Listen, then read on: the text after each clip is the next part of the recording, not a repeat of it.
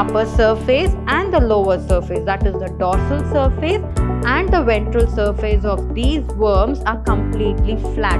That is why they are called as flat worms. Hooks to hang on to something. So they have hook-like structures wherein they can use the hooks and cling on to the intestine and the stomach inside the body of the organism. So they are endoparasites, meaning they live inside the body of the living host. So therefore they are endoparasites.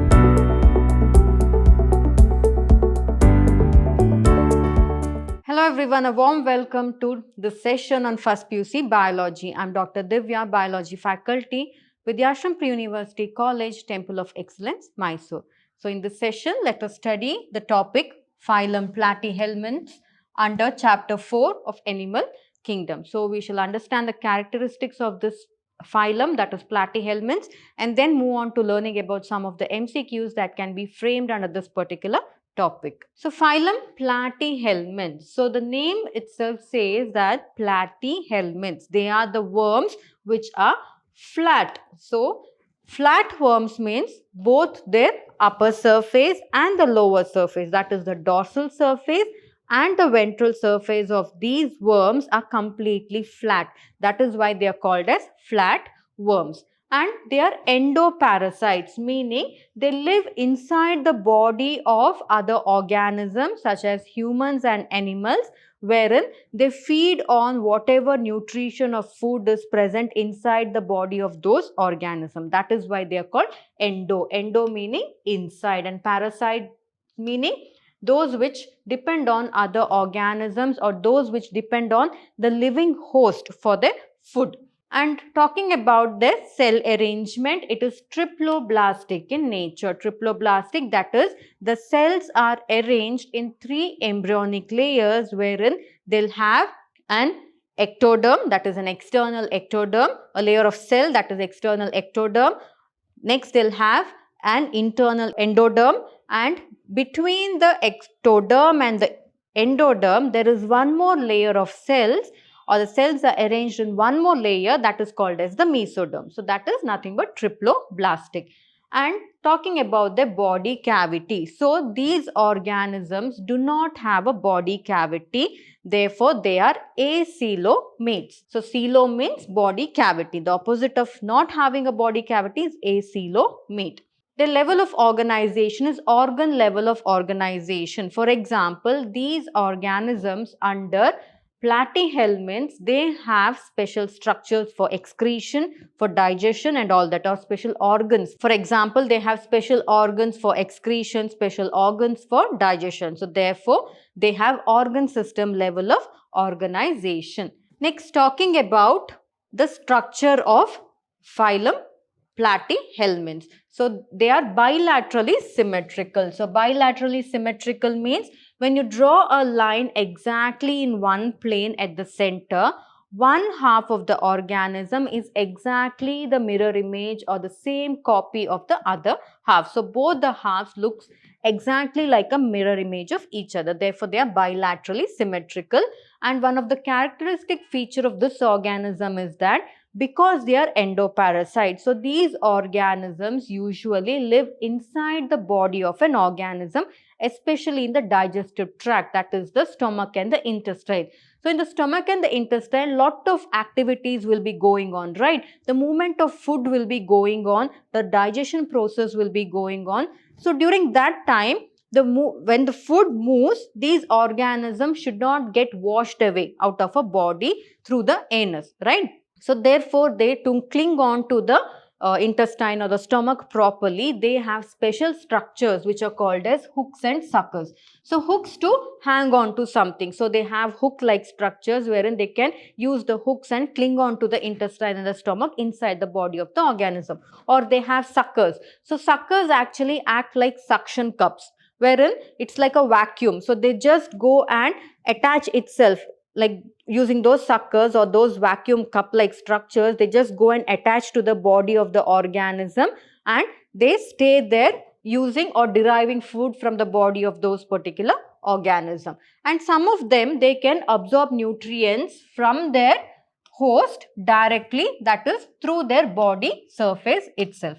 And apart from that, They have specialized cells which help in osmoregulation, that is maintaining the salt levels and all that in their body, that is for osmoregulation and for excretion, and those specialized cells are called as flame cells. So these 2 points are very, very important because flame cells, hooks and suckers, you don't find them in other organisms. It is one of the characteristic feature of this particular organisms which come under phylum Platyhelminths. So you can see here they have specialized cells called flame cells. And what do these flame cells help in? They help in excretion, that is eliminating waste from the body, and also they help in maintaining the water balance or the salt balance, that is by osmoregulation. And they have organ system level of organization because they have eye spots, they have mouth, they have anus, they have the intestine, which are nothing but the organs. So next, moving on to reproduction. Here the sexes are not separate, meaning they are monoecious. Monoecious means in one individual organism only both the male and the female reproductive structures are present. Therefore, they are monoecious or the sexes are not separate. The fertilization, that is the meeting of the sperm with the egg, takes place inside the body of the organism itself. Therefore, the fertilization is internal. And the development is indirect, wherein they pass on to various larval stage and then they become an adult. So directly they don't become an adult. In between they have to undergo or they have to follow some of the, or they have to get into some of the larval stages, and then only they become an adult. So they go through many larval stages and therefore the development is indirect.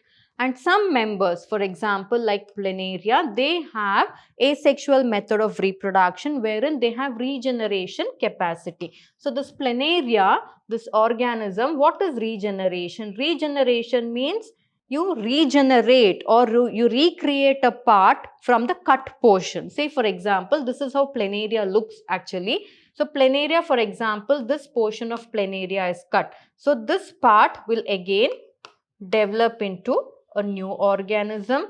This part again it will develop into one more new organism. So that is how they multiply. So wherever they cut into fragment, those fragments will regenerate the parts. So that is nothing but regeneration. So they have high regeneration capacity. So what are the method of reproduction in this? They exhibit both sexual as well as asexual reproduction. Sexual reproduction wherein fertilization is internal and development is indirect, and asexual reproduction wherein they have regeneration capacity, that is example planaria. Next, talking about some of the examples. So Taenia, that is tapeworm. Taenia, it looks exactly like that cassette tape, how it looks old.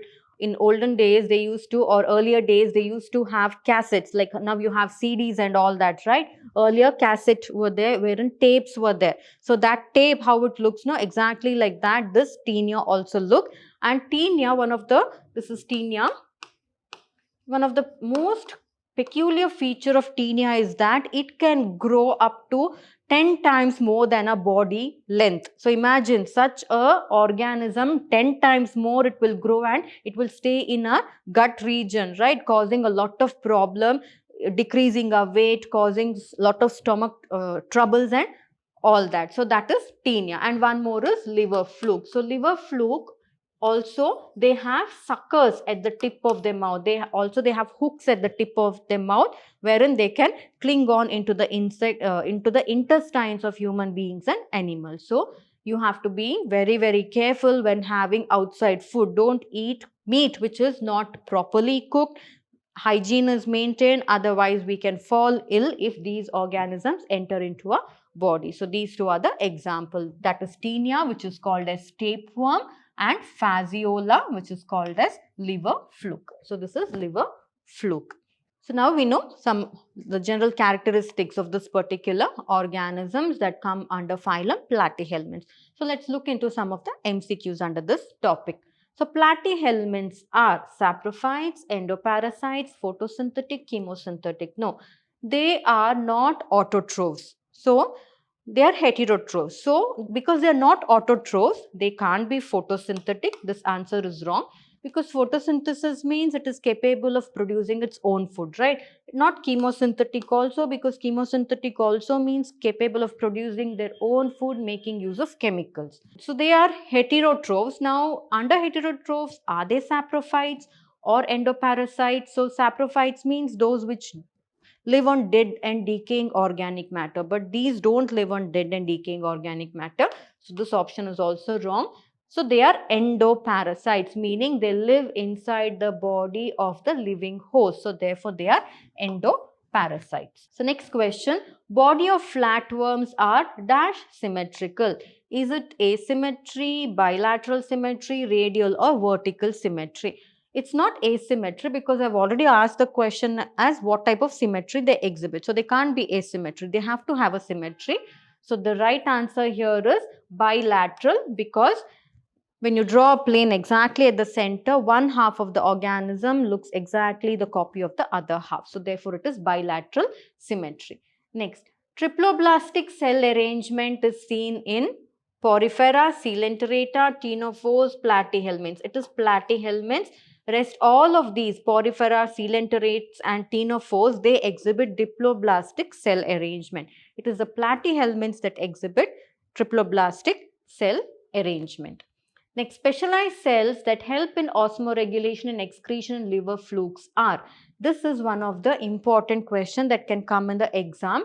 So, is it nematocysts? So, no, nematocysts are present in cnidarians, right? They are the stinging organs that are there in cnidarians. So, this is not the right answer. Ostia, no. Ostia is present in poriferans, that is sponges, which are nothing but minute pores in their body. So, that is also not correct. Suckers, no. Of course, suckers are present in liver flukes, but suckers don't help them in the process of excretion. They just help the organism to hold on to the living host and derive nutrition from the living host. It has nothing to do with excretion. Therefore, the right answer here is D, flame cells. Flame cells actually help in osmoregulation and in excretion. Or the question can be asked like this. Specialized cells that help in osmoregulation and excretion in platyhelminths or in Taenia or in Fasciola. So like that also the question can be asked. For any way the question is asked, those specialized cells that help in excretion is nothing but flame cells only. Next, platyhelminths are dash. Are they coelomates, acoelomates, pseudocoelomates or none of the above? So they are acoelomates, that is they do not have a body cavity. Platyhelminths don't have a body cavity. Next, flatworms exhibit dash level of organization. Is it cellular, tissue, organ or organ system? They exhibit organ level of organization because they have specialized organs which help in some special functions. Next, dash is an example for endoparasite. Again here, Taenia, Pila, Balanoglossus, Aurelia. Taenia is nothing but tapeworm. They can also ask this as tapeworm. Or here, instead of tapeworm, they can give the option as liver fluke. Or they can give the option as fasciola, because fasciola and liver fluke are one and the same. Taenia is also called as tapeworm. So, which is the right option? All these, if they give also, that is the correct answer for this.